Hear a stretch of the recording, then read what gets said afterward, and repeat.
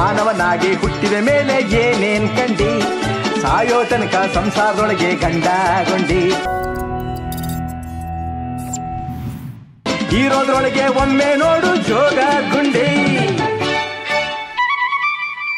ಮಾನವನಾಗಿ ಹುಟ್ಟಿದ ಮೇಲೆ ಏನೇನ್ ಕಂಡಿ, ಸಾಯೋದೊಳಗೆ ಒಮ್ಮೆ ನೋಡು ಜೋಗದ ಗುಂಡಿ. ಈ ಅಣ್ಣವರ ಸಾಂಗು ಕೇಳಿದ್ರೆ ನಮಗೆ ಜೋಗ ಜಲಪಾತ ನೆನಪಾಗುತ್ತೆ.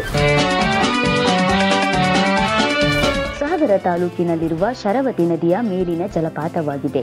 ಭಾರತದ 2ನೇ ಅತಿ ಎತ್ತರದ ಜೋಗ ಜಲಪಾತವಾಗಿದೆ.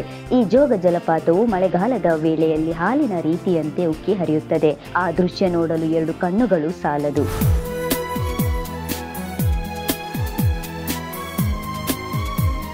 ಜೋಗ ಜಲಪಾತವು ಪ್ರವಾಸಿಗರ ಪ್ರಮುಖ ಆಕರ್ಷಣೀಯ ಜಲಪಾತದ ತಾಣವಾಗಿದೆ.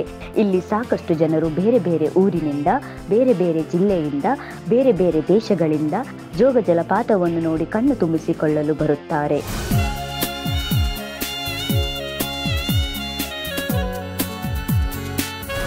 ಕೆಲವರಿಗೆ ಕೆಲವು ಜಲಪಾತಗಳು ಮಾತ್ರ ಕಂಡಿರುತ್ತಾರೆ. ಅದೇ ರೀತಿಯಾಗಿ ಇನ್ನು ಹಲವಾರು ಆಕರ್ಷಕ ಪ್ರದೇಶಗಳ ಬಗ್ಗೆ ತಿಳಿಯೋಣ ಬನ್ನಿ.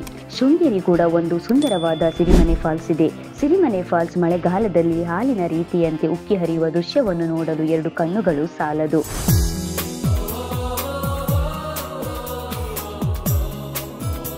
ಶೃಂಗೇರಿಯಲ್ಲಿ ಹರಿ ದೇವಾಲಯ ಕೂಡ ಒಂದು ಪ್ರಸಿದ್ಧವಾದ ದೇವಾಲಯವಾಗಿದೆ. ಸುಮಾರು 400 ವರ್ಷಗಳ ಹಿಂದೆ ಇದನ್ನು ನಿರ್ಮಿಸಲಾಗಿದೆ. ಇದರ ಪಕ್ಕದಲ್ಲಿ ಶಾರದೆ ದೇವಾಲಯ ಕೂಡ ಇದೆ. 14ನೇ ಶತಮಾನದಲ್ಲಿ ನಿರ್ಮಿಸಲಾದ ದೇವಾಲಯ ಇದಾಗಿದೆ. ಈ ದೇವಸ್ಥಾನವು ಹಲವು ಭವ್ಯವಾದ ಸ್ತಂಭಗಳು ಮತ್ತು ಮಹಾಮಂಟಪಗಳನ್ನು ಹೊಂದಿದೆ. ಶೃಂಗೇರಿಯಲ್ಲಿ ಒಂದು ಪವಿತ್ರ ಪುಣ್ಯಕ್ಷೇತ್ರವಾಗಿದೆ. ಇಲ್ಲಿಗೆ ಬೇರೆ ಬೇರೆ ಕಡೆಯಿಂದ ಭಕ್ತಾದಿಗಳು ಆಗಮಿಸುತ್ತಾರೆ. ತಮ್ಮ ಇಷ್ಟಾರ್ಥಗಳನ್ನು ಮನಸ್ಸಿನಲ್ಲಿ ಬೇಡಿಕೊಂಡು ತಾಯಿಯ ಸನ್ನಿಧಿಗೆ ಭಕ್ತಾದಿಗಳು ಓಡೋಡಿ ಬರುತ್ತಾರೆ. ಕೆಲವು ಭಕ್ತಾದಿಗಳು ನಂಬಿರುವ ದೈವ ಶಕ್ತಿ ಇದಾಗಿದೆ.